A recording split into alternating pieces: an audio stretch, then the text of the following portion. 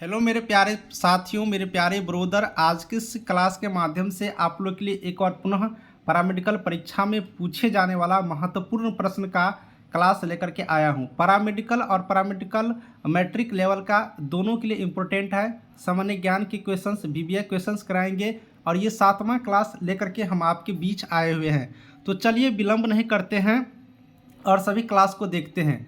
जिन भाइयों को क्लास छूट गया है उनके लिए प्लेलिस्ट बना हुआ है, Bihar paramedical GK class playlist. उस प्लेलिस्ट को देखिए, लिंक भी हम डिस्क्रिप्शन में डाल देंगे, वहां से भी आप लोग देखिएगा। और वीडियो अच्छा लगेगा तो लाइक कर दीजिएगा। तो चलिए क्लास की तरफ डायरेक्ट हम लोग चलते हैं। तो हम लोग 151 नंबर तक का क्वेश्चंस कर लिए थे। आज हम 151 के बाद का जो क्वेश्चंस है उन सारे क्वेश्चन को करेंगे। तो आज का मेरा ये पहला क्वेश्चन होगा। आप लोग आराम से देखते रहिएगा। एक एक क्वेश्चन मैं कराने के लिए शुरू कर दिया हूँ। सबसे पहले हम लोग इस वीडियो में जो क्लास देखेंगे वो पहला क्वेश्चन है 152 नंबर का, हीरे क्यों चमकता है। अब हीरा आप लोग ज़रूर देखे होंगे या नहीं देखे होंगे तो मोबाइल में आप लोग या फिर आप लोग नाम ज़रूर सुने होंगे हीरा। तो हीरा क्यों चमकता है, तो हीरा क्यों चमकता है, इसका क्या क्या कारण हो सकता है, इसके बारे में आपको बताना है। ऑप्शन है अपवर्तन के कारण, परावर्तन के कारण, प्रकाश का संपूर्ण आंतरिक परावर्तन के कारण, या फिर इनमें से कोई नहीं। तो हीरा क्यों चमकता है इसके बारे में आप लोग पढ़े भी होंगे 10th क्लास में। तो हम लोग हीरे के बारे में अगर आप लोग जानना चाहते हैं तो हीरा प्रकाश के संपूर्ण आंतरिक परावर्तन के कारण चमकता है। तो ऑप्शन नंबर सी यहाँ से आंसर हो जाएगा। प्रकाश के संपूर्ण आंतरिक परावर्तन के कारण हीरा चमकता है ना। चलिए नेक्स्ट क्वेश्चन हम लोग करते हैं। नेक्स्ट क्वेश्चन की तरफ बढ़ते हैं। तो सूर्य की ऊर्जा का मुख्य कारण क्या है। अब सूर्य में जो ऊर्जा होता है उसका मुख्य कारण क्या है ये आप लोग को बताना है। यहाँ पर आप लोग अगर देखिएगा ऑप्शन 4 ऑप्शन दिखाई देगा, नाभिकीय विखंडन, या फिर नाभिकीय विफलन, नाभिकीय संलयन, या फिर दोनों। दोनों कहने का मतलब ए और बी दोनों से मतलब है यहाँ पर। तो यहाँ पर आप लोग को बताना है सूर्य ऊर्जा का मुख्य कारण क्या है। तो सूर्य ऊर्जा का जो मुख्य कारण होता है वो नाभिकीय संलयन होता है, नाभिकीय संलयन। तो ऑप्शन नंबर डी हम लोग यहाँ से याद रखेंगे। चलिए नेक्स्ट क्वेश्चन की तरफ बढ़ते हैं। नेक्स्ट क्वेश्चन हम लोग देखेंगे जापान की करेंसी क्या है। अब जापान की करेंसी का मतलब हुआ कि जापान में क्या चलता है। जैसे कि हम लोग बात करेंगे भारत का जैसे बात करेंगे तो भारत में रुपया चलता है, हम लोग कहते हैं 10 रुपया, 20 रुपया, 100 रुपया। उसी तरह से आप लोग को बताना है कि जापान में क्या चलते हैं। तो यहाँ से हम लोग देख लेते हैं ऑप्शन से, डॉलर, रुपया, येन, या फिर रूबल। तो आप लोग को बताना है जापान की करेंसी क्या है। तो हम लोग अगर ऑप्शन से चलेंगे तो जापान की करेंसी येन हो जाएगा। जापान की करेंसी क्या होता है, येन होता है। अब बाकी जो आपको यहाँ पर 3 दिखाई देता है उसके बारे में भी थोड़ा सा देख लेते हैं। देखिए रुपये लिखा हुआ है, रुपये ये आपको पाकिस्तान में चलता है ना। डॉलर अमेरिका में चलता है और येन जो है जापान में चलता है, और भारत में रुपया चलता है। रुपये और रुपया में अंतर है, तो रुपया भारत में चलता है। तो जापान की करेंसी यहाँ पर पूछ रहा है, तो ऑप्शन नंबर सी हो जाएगा, येन हो जाएगा। चलिए नेक्स्ट क्वेश्चन हम लोग अब कर लेते हैं। नेक्स्ट क्वेश्चन हम लोग करते हैं, कह रहा है कि अभ्रक उत्पादन में सबसे बड़ा देश कौन सा है।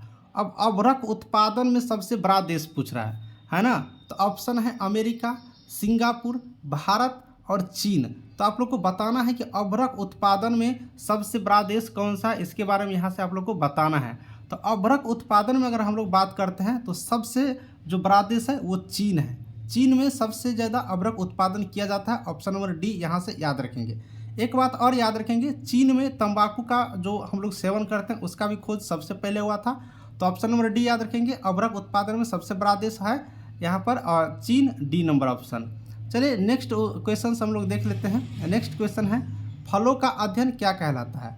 अब फलों का अध्ययन क्या कहलाता है इसके बारे में आप लोग को बताना है। ऑप्शन है एस्ट्रोलॉजी, पोमोलॉजी, हैप्टोलॉजी, या फिर सीरोलॉजी। तो फलों का अध्ययन के यहाँ पर अगर बात करेंगे तो फलों का जो अध्ययन है वो हम लोग पोमोलॉजी में करते हैं। किस में करते हैं, पोमोलॉजी में करते हैं। ऑप्शन नंबर बी याद रखिएगा, पोमोलॉजी में फल का अध्ययन हम लोग करते हैं। चलिए नेक्स्ट क्वेश्चन हम लोग कर लेते हैं। दिल्ली चलो का नारा किसने दिया था। अब ये नारा है, दिल्ली चलो का नारा किसने दिया था। महात्मा गांधी, बाल गंगाधर तिलक, सुभाष चंद्र बोस, या फिर इंदिरा गांधी। फटाफट आप लोग भी बताइए। तो दिल्ली चलो का नारा का अगर हम लोग यहाँ से बात करते हैं तो ये नारा सबसे पहले सुभाष चंद्र बोस ने दिया था, सुभाष चंद्र बोस, है ना। महात्मा गांधी का नारा क्या था, करो या मरो, है ना। और यहाँ पर सुभाष चंद्र बोस का नारा था दिल्ली चलो। तो दिल्ली चलो का पूछ रहा है, तो दिल्ली चलो का ये नारा किसके द्वारा दिया गया था, दिल्ली चलो तो ये नारा सुभाष चंद्र बोस के द्वारा दिया गया था। महात्मा गांधी का नारा था करो या मरो। चलिए नेक्स्ट क्वेश्चन हम लोग देख लेते हैं। बिहू किस राज्य का प्रमुख त्यौहार है? अब त्यौहार से आ गया, किस राज्य का त्यौहार है बिहू? अब यहाँ पर ऑप्शन है उत्तर प्रदेश, असम, गोवा, तमिलनाडु। तो आप लोग को बताना है ये बिहू किस राज्य का प्रमुख त्यौहार है। तो अगर हम लोग बात करेंगे बिहू, तो बिहू असम राज्य की प्रमुख त्यौहार है। ऑप्शन नंबर बी यहाँ से हम लोग याद रखेंगे। त्यौहार की बात करेंगे तो बिहू जो प्रमुख त्यौहार है असम का। जैसे अगर आप लोग बात करेंगे वेस्ट बंगाल का, वेस्ट बंगाल पश्चिम बंगाल में दुर्गा पूजा वहाँ पर प्रमुख त्यौहार है। उसी तरह से बिहू की बात करेंगे तो असम जो है प्रमुख त्यौहार है कहाँ की, तो यहाँ पर बिहू कहाँ की, तो असम की। तो बिहू किस राज्य की प्रमुख त्यौहार हो गया? असम का। ऑप्शन नंबर बी हम लोग यहाँ से याद रखेंगे। नेक्स्ट क्वेश्चन कर लेते हैं। भाखड़ा नंगल बांध किस नदी पर है? अब देखिए भाखड़ा नंगल बांध किस नदी पर है ये पूछ रहे हैं। यमुना नदी, ब्रह्मपुत्रा नदी, सरस्वती नदी या फिर सतलज नदी। तो भाखड़ा नंगल बांध पूछ रहे हैं, तो भाखड़ा नंगल बांध किस नदी पर है? तो यहाँ से अगर हम लोग देखेंगे तो भाखड़ा नंगल बांध जो है वो आपको सतलज नदी पर है। किस नदी पर है? सतलज नदी पर। ऑप्शन नंबर डी हम लोग यहाँ से याद रखेंगे। भाखड़ा नंगल बांध किस नदी पर है? सतलज नदी पर। ऑप्शन नंबर डी याद रखेंगे। चलिए नेक्स्ट क्वेश्चन करते हैं। अर्जुन पुरस्कार कब से दिया जा रहा है? अब देखिए पुरस्कार वाला ये क्वेश्चन है। अर्जुन पुरस्कार कब से दिया जा रहा है ये आप लोग को बताना है। ऑप्शन है 1965 से, 1964 से, 1961 से, एक और ऑप्शन हम आप लोग को दिखा देते हैं 1985 से। तो आप लोग को बताना है कि अर्जुन जो पुरस्कार है ये अर्जुन पुरस्कार कब से दिया जाता है। तो अर्जुन पुरस्कार 1961 से दिए जाते हैं। कब से दिए जाते हैं? 1961 से दिया जाता है। ऑप्शन नंबर सी हम लोग यहाँ से याद रखेंगे। चलिए नेक्स्ट क्वेश्चन हम लोग कर लेते हैं। नाटो का मुख्यालय कहाँ है? अब मुख्यालय, अब देखिए नाटो का मुख्यालय कहाँ है? नाटो का ऑप्शन है जर्मनी, हेग, ब्रुसेल्स, वाशिंगटन। तो नाटो का मुख्यालय कहाँ है ये आप लोग को बताना है। तो नाटो का मुख्यालय का अगर हम लोग बात करते हैं तो नाटो का मुख्यालय ब्रुसेल्स है। कहाँ है? ब्रुसेल्स। ऑप्शन नंबर सी यहाँ से याद रखेंगे। चलिए नेक्स्ट क्वेश्चन कर लेते हैं। बटरफ्लाई शब्द का संबंध किससे है? बटरफ्लाई शब्द जो है इसका संबंध किससे है? ऑप्शन है तैराकी यानी कि तैरते हैं, तीरंदाजी, बेसबॉल, क्रिकेट, ये सारा खेल का नाम है। और बटरफ्लाई एक शब्द है, इसका संबंध किससे है? जैसे आप कहेगा कि गेंद, कहेगा ना गेंद, गेंद कहता है कि कैच, कैच पकड़ लिया। तो ये सारे शब्द आप लोग क्रिकेट में सुने होंगे। गेंद का प्रयोग होता है, कैच का होता है, बैट का होता है, तो ये सारे। उसी तरह से बटरफ्लाई शब्द का प्रयोग किस खेल में आप लोग प्रयोग करते हैं, किससे संबंधित है? तो एक तैराकी से, तैराकी खेल में बटरफ्लाई शब्द का प्रयोग किया जाता है। ऑप्शन नंबर ए हम लोग यहाँ से याद रखेंगे। नेक्स्ट क्वेश्चन करते हैं। आगरा के किले के अंदर मोती मस्जिद का निर्माण किसने किया था? अब देखिए आगरा में जो किला है उसके अंदर मोती मस्जिद है, उसका निर्माण किसने किया था? ऑप्शन है शेरशाह सूरी, शाहजहां, सिकंदर या फिर बाबर। तो आगरा का जो किला है इसके अंदर मोती मस्जिद है, इसका निर्माण किसने किया था? तो आगरे के किले के अंदर जो मोती मस्जिद है इसका निर्माण शाहजहां किए थे। ऑप्शन नंबर बी हम लोग यहाँ से याद रखेंगे, Shah Jahan. Option number B, Agra के किले के अंदर मोती मस्जिद का निर्माण शाहजहां किए थे। नेक्स्ट क्वेश्चन हम लोग करेंगे। नेक्स्ट क्वेश्चन, शेरशाह का मकबरा कहाँ स्थित है? अब देखिए ये तो बिल्कुल आसान क्वेश्चन है। शेरशाह का मकबरा बहुत आदमी देखे भी होंगे। ऑप्शन है सासाराम, आगरा, कानपुर, दिल्ली। तो शेरशाह का मकबरा सासाराम में है। सासाराम एक जिला है बिहार का, ये तो लगभग हमको लगता है कि सबको मालूम ही होगा। तो शेरशाह का मकबरा कहाँ स्थित है? सासाराम में। नेक्स्ट क्वेश्चन कर लेते हैं। टांका इनमें से किसका मिश्र धातु है? अब देखिए मिश्र धातु है टांका। टांका जो है एक मिश्र धातु है, ये किसका मिश्र धातु है? ऑप्शन है टीन और लोहे का, लोहा तांबा का, टीन शीशा का, अल्युमिनियम लोहा का। तो टांका किसका मिश्र धातु है ये आप लोग को बताना है। तो हम लोग टांका की बात करेंगे तो टांका टीन और शीशा, टांका मतलब टीन और शीशा। ऑप्शन नंबर सी यहाँ से याद रखेंगे। टांका किसका मिश्र धातु है? तो टीन और शीशा की मिश्र धातु है। चलिए नेक्स्ट क्वेश्चन कर लेते हैं। सरदार सरोवर परियोजना कहाँ पर स्थित है? सरदार सरोवर परियोजना, सरदार सरोवर परियोजना कहाँ पर स्थित है? असम, गुजरात, गोवा या फिर बंगाल। चलिए बताइए सरदार सरोवर परियोजना कहाँ पर स्थित है ये आप लोग को बताना है। तो सरदार सरोवर परियोजना गुजरात में स्थित है। कहाँ पर स्थित है? गुजरात में। आप लोग याद रखिएगा option number B, Sardar Sarovar परियोजना कहाँ पर है? तो गुजरात में स्थित है। ऑप्शन नंबर बी यहाँ से इसका सही आंसर होगा। नेक्स्ट क्वेश्चन करते हैं। इनमें से कौन प्राकृतिक बहुलक है? अब कह रहा है कौन सा प्राकृतिक बहुलक है? ऑप्शन है लायलन, रबर, दोनों इनमें से कोई नहीं। तो यहाँ पर अगर बात करते हैं प्राकृतिक बहुलक इनमें से कौन सा है, तो यहाँ पर याद रखिएगा प्राकृतिक बहुलक लायलन याद रखिएगा, ऑप्शन नंबर ए है ना। आप लोग को यहाँ पर अगर आप लोग देखिएगा तो इसका आंसर यहाँ पर बी है, लेकिन आप लोग बी याद करके नहीं, ए रखिएगा, लायलन होता है। नेक्स्ट क्वेश्चन करते हैं, संयुक्त राष्ट्र संघ का मुख्यालय कहाँ है? संयुक्त राष्ट्र संघ का मुख्यालय कहाँ है? Option A New York, Washington, London, Singapore. चलिए बताइए संयुक्त राष्ट्र संघ का मुख्यालय। तो संयुक्त राष्ट्र संघ का मुख्यालय की अगर हम लोग बात करते हैं तो ये न्यूयॉर्क में है। कहाँ पर है? न्यूयॉर्क में है। ऑप्शन या ए याद रखेंगे। संयुक्त राष्ट्र संघ का मुख्यालय कहाँ है? तो न्यूयॉर्क में। बिल्कुल रूप से याद रखेंगे, संयुक्त राष्ट्र संघ का मुख्यालय न्यूयॉर्क में। चलिए इस तरह से आप लोग पढ़ते जाइए कि माइंड में आपका सेट होते जाए। वीडियो अच्छा लगे ना तो लाइक करते जाइएगा, बोलना नहीं पड़े। दोस्तों को भी बोलिएगा, थोड़ा सा शेयर कर दीजिएगा, देखेंगे। सार्क का मुख्यालय कहाँ है? अब देखिए सार्क का, इससे पहले आपने पढ़ा किसका मुख्यालय? तो नाटो का, यहाँ पर सॉरी संयुक्त राष्ट्र संघ का मुख्यालय पढ़ा, तो संयुक्त राष्ट्र संघ का मुख्यालय आपने न्यूयॉर्क पढ़ लिया। अब नीचे एक और मुख्यालय सार्क का, तो सार्क का मुख्यालय काठमांडू है, सबको पता होगा लगता है, तो डायरेक्ट आंसर पे चल जाते हैं, काठमांडू। सार्क का मुख्यालय कहाँ पर है? काठमांडू है। चलिए नेक्स्ट क्वेश्चन पढ़ लेते हैं। विद्युत चुंबक बनाने के लिए किस लोहा का प्रयोग किया जाता है? अब विद्युत चुंबक बनाते हैं हम लोग, किस लोहा का प्रयोग किया जाता है बताना है। मुलायम लोहा, कठोर लोहा, मृदा लोहा या इनमें से सभी? तो विद्युत चुंबक बनाने के लिए मृदा लोहा का प्रयोग हम लोग करते हैं। ऑप्शन नंबर सी हम लोग यहाँ से याद रखेंगे। विद्युत चुंबक बनाने के लिए किस लोहा का प्रयोग करते हैं? तो मृदा लोहा का। ऑप्शन नंबर सी हम लोग यहाँ से याद रखेंगे। नेक्स्ट क्वेश्चन कर लेते हैं।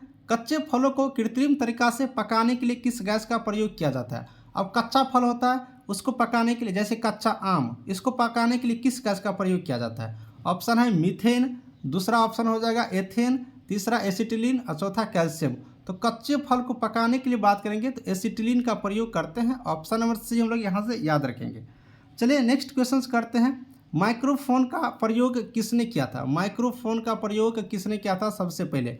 Graham Bell, Edison, Macmillan, Simpson. तो बताइए माइक्रोफोन का प्रयोग सर्वप्रथम किसने किया था? तो माइक्रोफोन का जो प्रयोग है सबसे प्रथम ग्राहम बेल ने किया था। किसने किया था? तो ग्राहम बेल किया था। ऑप्शन नंबर ए आप लोग बिल्कुल रूप से याद रखिएगा, माइक्रोफोन का प्रयोग ग्राहम बेल किए थे, है ना। चलिए नेक्स्ट क्वेश्चन करते हैं। सांची स्तूप किसने बनवाया था? सांची का स्तूप किसने बनवाया था? अशोक, बाबर, शाहजहां या फिर शेरशाह सूरी? बताइए। तो सांची का जो स्तूप है ये किसने बनाया था, ये आप लोग को बताना है। तो अगर हम लोग देखते हैं इसका आंसर, तो सांची का जो स्तूप है ये अशोक बनाए थे। ऑप्शन नंबर ए आप लोग याद रखिएगा। सांची का स्तूप किसने बनाया था? तो अशोक बनाए थे, याद रखेंगे। चलिए नेक्स्ट क्वेश्चन हम लोग कर लेते हैं। गुलाम वंश का संस्थापक, देखिए बहुत अच्छा क्वेश्चन है। गुलाम वंश का संस्थापक किसने किया था? कुतुबुद्दीन ऐबक या फिर बाबर या इब्राहिम लोदी या फिर अकबर? तो यहाँ पर गुलाम वंश का अगर हम लोग शासक देखेंगे तो कुतुबुद्दीन ऐबक किए थे। किसने किए थे? Qutbuddin Aibak. Option number A हम लोग यहाँ से याद रखेंगे। गुलाम वंश का शासक, सॉरी गुलाम वंश का संस्थापक कौन थे? कुतुबुद्दीन ऐबक। गुलाम वंश का संस्थापक कुतुबुद्दीन ऐबक। चलिए नेक्स्ट है यूनिसेफ का मुख्यालय। अब देखिए यूनिसेफ का मुख्यालय कहाँ है? ऑप्शन है न्यूयॉर्क, वाशिंगटन, लंदन या फिर सिंगापुर। तो यूनिसेफ का मुख्यालय न्यूयॉर्क में है। ऑप्शन नंबर ए आप लोग याद रखिएगा। नेक्स्ट क्वेश्चन, लाल क्रांति कब हुआ था? देखिए बहुत अच्छा क्वेश्चन है। लाल क्रांति कब हुआ था? लाल क्रांति 1965 में, 1964 में, 1949 में या फिर 1985 में? बताइए लाल क्रांति कब हुआ था? तो अगर हम लोग लाल क्रांति की बात करेंगे तो लाल क्रांति 1949 ईस्वी में हुआ था। 1949 ईस्वी में। देखिए आपको हम 3-4 और यहाँ से हम आपको कंप्लीट करते हैं। 1919 में यहाँ पर लिखेंगे 1919 में, है ना। 1919 ईस्वी की हम बात कर रहे थे, तो 1919 ईस्वी में जालियांवाला बाग का जो हत्याकांड हुआ था ये सबसे पहले 1919 ईस्वी में हुआ था। उसके बाद 1-2 और याद रखिएगा। पानीपत का प्रथम युद्ध 1526 ईस्वी में हुआ था। प्रथम विश्व युद्ध की शुरुआत 1914 ईस्वी में हुआ था और 4 साल तक चला था, तो 1918 ईस्वी तक। तो ये 3-4 आप लोग याद रखिएगा, बहुत बार पूछते हैं। जालियांवाला बाग की हत्याकांड 1919, प्रथम पानीपत का युद्ध 1526 और प्रथम विश्व युद्ध 1914 से 1918 ईस्वी तक चला था। ये 3 याद रखिएगा। और लाल क्रांति 1949 ईस्वी में। चलिए नेक्स्ट क्वेश्चन करते हैं। विश्व का सबसे छोटा देश कौन सा है? नेपाल, भूटान, जापान या फिर वेटिकन सिटी? बताइए विश्व की सबसे छोटा देश कौन सा है?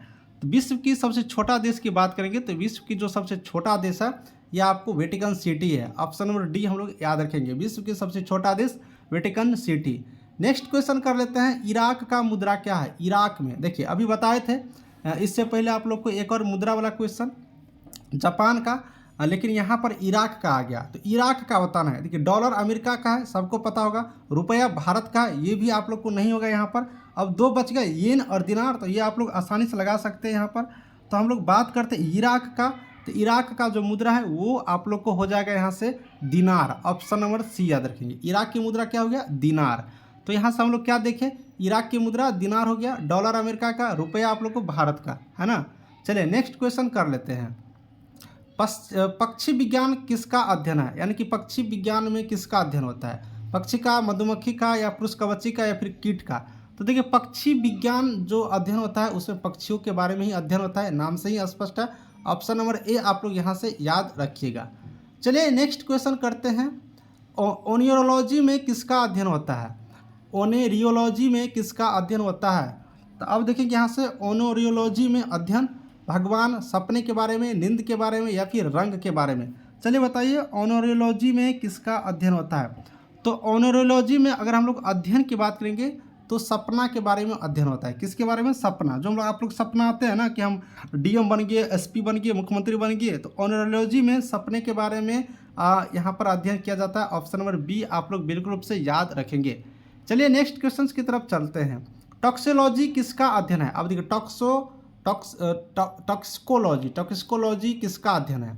इंसानी व्यवहार, जहर, भूत क्षरण, या फिर चट्टान का? तो आप देखिए टॉक्सिकोलॉजी में हम लोग किसका अध्ययन करते हैं? तो टॉक्सिकोलॉजी में अगर आप लोग अध्ययन की बात करेंगे तो इसमें हम लोग जो अध्ययन करते हैं वो जहर के बारे में, ये जहर लिखा हुआ है, जहर आप लोग याद रखिएगा, जहर के बारे में हम लोग अध्ययन करते हैं। नेक्स्ट क्वेश्चन हम लोग कर लेते हैं, नेफ्रोलॉजी किसके साथ जुड़ा हुआ है? नेफ्रोलॉजी किसके साथ जुड़ा हुआ है? जिगर, फेफड़ा, गुर्दा, ग्रहणी? बताइए नेफ्रोलॉजी किसके साथ जुड़ा हुआ है? तो अगर आप लोग बात करिएगा नेफ्रोलॉजी का, तो नेफ्रोलॉजी गुर्दा के साथ जुड़ा हुआ है। ऑप्शन नंबर सी याद रखिएगा। नेफ्रोलॉजी किसके साथ जुड़ा हुआ है? तो गुर्दा के साथ जुड़ा हुआ है। चलिए नेक्स्ट क्वेश्चन करते हैं, ऑन्कोलॉजी किस बीमारी के उपचार से जुड़ा है? ऑन्कोलॉजी किस बीमारी के उपचार से जुड़ा है? अस्थि सुरसुरिता, मधुमेह, वृक्क संबंधी विफलता, या फिर कैंसर से? बताइए। तो ऑन्कोलॉजी की बात करेगा तो ऑन्कोलॉजी किस बीमारी के उपचार से जुड़ा है? तो ऑन्कोलॉजी आप लोग को कैंसर के उपचार से जुड़ा हुआ है। किसके उपचार से? कैंसर के उपचार से जुड़ा हुआ है। ऑप्शन नंबर डी याद रखिएगा। ऑन्कोलॉजी किस बीमारी के उपचार से जुड़ा है? तो कैंसर के उपचार से जुड़ा हुआ है। चलिए नेक्स्ट क्वेश्चन हम लोग करते हैं, निम्नलिखित में से चिकित्सा विज्ञान की कौन सी प्रशाखा यकृत के उपचार और अध्ययन से संबंधित है? कह रहा है कि निम्नलिखित में चिकित्सा विज्ञान की कौन सी प्रशाखा, कौन सी जो ब्रांच है जो यकृत के उपचार और अध्ययन से जुड़ा है? हेलोकोलॉजी, हेपेटोलॉजी, हेटेरोलॉजी, या जीरियाट्रिक्स? तो बताइए चिकित्सा विज्ञान की कौन सी शाखा है जो यकृत के उपचार और अध्ययन से जुड़ा है? तो यकृत के उपचार और अध्ययन से जो जुड़ा है वो हेपेटोलॉजी है। हेपेटोलॉजी, यकृत के उपचार और अध्ययन से जो जुड़ा है कौन सा है? हेपेटोलॉजी। ऑप्शन नंबर बी आप लोग याद रखेंगे। चलिए नेक्स्ट क्वेश्चन हम लोग करते हैं, विज्ञान जिसमें मानव शरीर की संरचना का विच्छेदन द्वारा सीखा जाता है क्या कहलाता है? कौन से विज्ञान में मानव शरीर की संरचना का विच्छेदन के द्वारा सीखा जाता है? हिमेटोलॉजी, ऑस्टियोलॉजी, एनाटॉमी, या फिर हेपेटोलॉजी? तो विज्ञान जिसमें मानव शरीर संरचना के विच्छेदन के द्वारा सीखा जाता है उससे हम लोग एनाटॉमी कहते हैं। ऑप्शन नंबर सी याद रखेंगे। चलिए नेक्स्ट क्वेश्चन करते हैं, पीडियाट्रिक्स निम्नलिखित में से किसका अध्ययन से संबंधित है? पीडियाट्रिक्स, अस्थि से, हृदय से, शिशु रोग से, या फिर नेत्र रोग से? बताइए। तो पीडियाट्रिक्स का अगर हम लोग बात करेंगे, ये पीडियाट्रिक्स शिशु रोग से संबंधित है। किससे संबंधित है? शिशु रोग से संबंधित है। ऑप्शन नंबर सी याद रखिएगा। नेक्स्ट क्वेश्चन, निम्नलिखित में कौन सा मनुष्य का अध्ययन है? मनुष्यों का अध्ययन किस में किया जाता है? ये तो लगभग सबको याद होना चाहिए, है ना। ऑप्शन है आर्कियोलॉजी, आर्कियोलॉजी, एंथ्रोलॉजी, एंड्रोलॉजी। तो मनुष्यों का अध्ययन किस में होता है? तो मनुष्यों का जो अध्ययन होता है वो आपको एंथ्रोलॉजी में होता है। किस में? एंथ्रोलॉजी में। ऑप्शन नंबर सी याद रखेंगे। मनुष्यों का अध्ययन एंथ्रोलॉजी में होता है। नेक्स्ट क्वेश्चन, किस शब्द का अर्थ पालतू कुत्तों का वैज्ञानिक अध्ययन है? यानी कि पालतू कुत्तों का वैज्ञानिक अध्ययन किस में किया जाता है, ये आप लोग को बताना है। साइनोलॉजी में, कॉर्नियोलॉजी में, कप्रोलॉजी में, या फिर क्रेमेट्रिक्स में? तो कुत्तों का यहाँ पर जो पालतू कुत्तों का वैज्ञानिक अध्ययन किस में किया जाता है, ये आप लोग को यहाँ से बताना है। तो इसका आंसर क्या हो जाएगा, सेनियोलॉजी। क्या हो जाएगा, सेनियोलॉजी। ऑप्शन नंबर ए याद रखेंगे, सेनियोलॉजी। पालतू कुत्तों के वैज्ञानिक अध्ययन, सेनियोलॉजी। ऑप्शन नंबर ए आप लोग यहाँ से याद रखिएगा। चलिए एक दो क्वेश्चन और कर लेते हैं। मानव जाति के बेहतर सुधार के लिए आनुवंशिक नियमों का अनुप्रयोग करने का संबंध इनमें से किससे है। तो मानव जाति का बेहतर सुधार के लिए आनुवंशिक नियमों का अनुप्रयोग, तो ऑप्शन है यूनिफेक्स, सुजननिक, सुजीवन विज्ञान, इनमें से सभी। बताइए फटाफट आंसर क्या होगा। तो आनुवंशिक नियमों का प्रयोग अगर आप लोग बात करिएगा तो सुजनिक, सुजननिक होगा। ऑप्शन नंबर बी आप लोग याद रखिएगा, सुजननिक, है ना।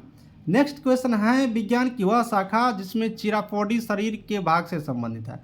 तो चिरापोडी शरीर के भाग से जो संबंधित है उस विज्ञान की शाखा क्या है, पैर।